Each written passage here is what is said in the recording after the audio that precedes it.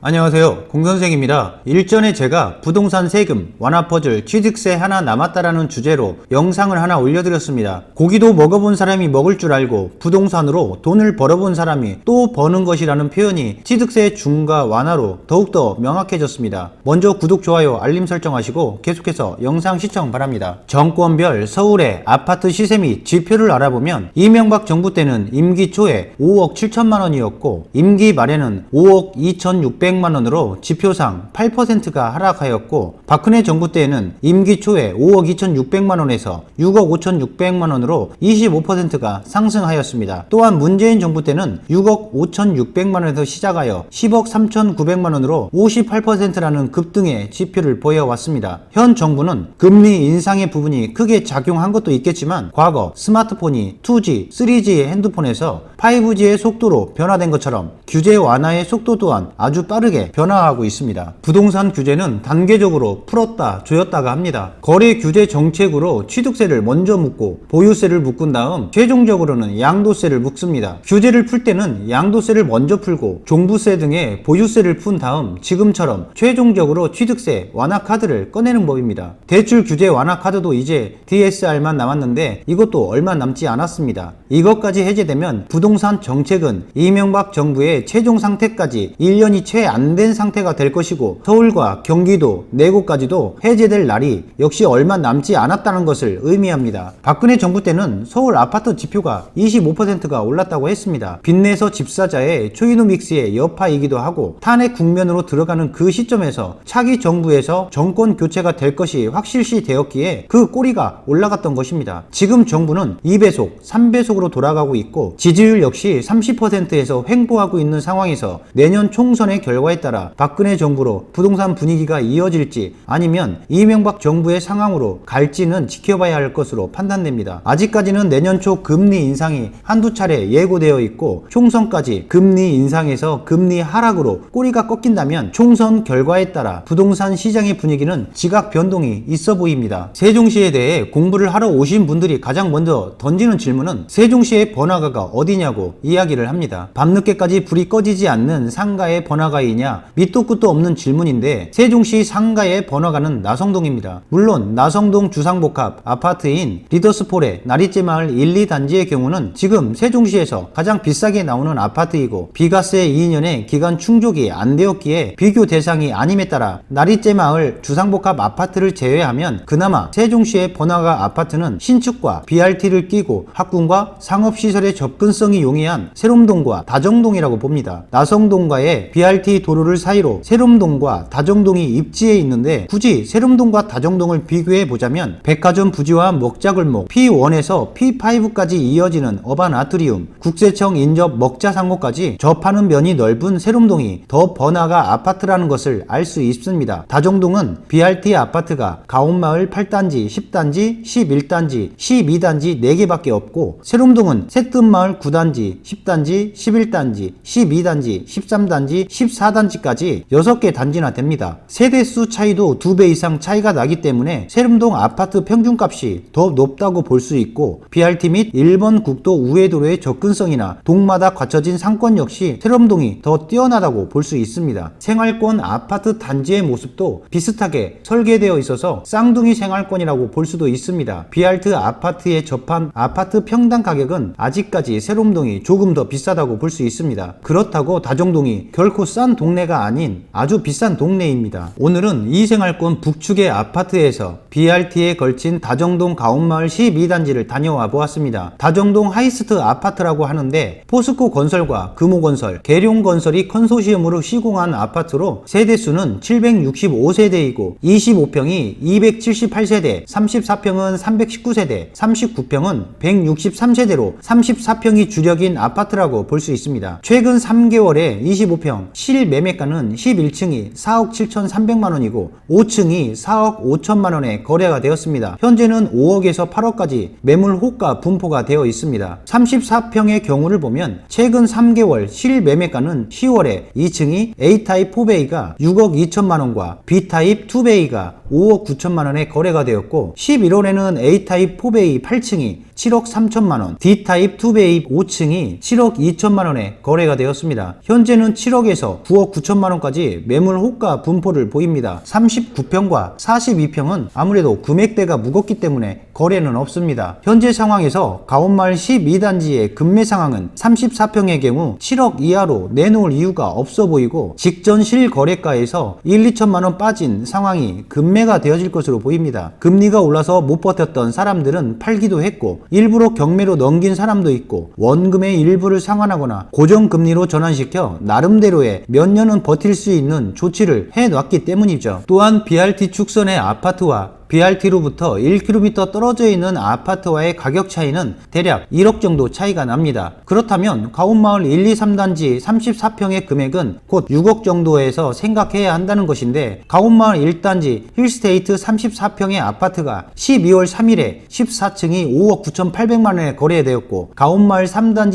24층이 5억 7천만원에 거래되었으니 BRT와 BRT 안쪽 단지의 아파트들 간의 단지별 금액 차이 근사치 결과를 얻을 수 있습니다.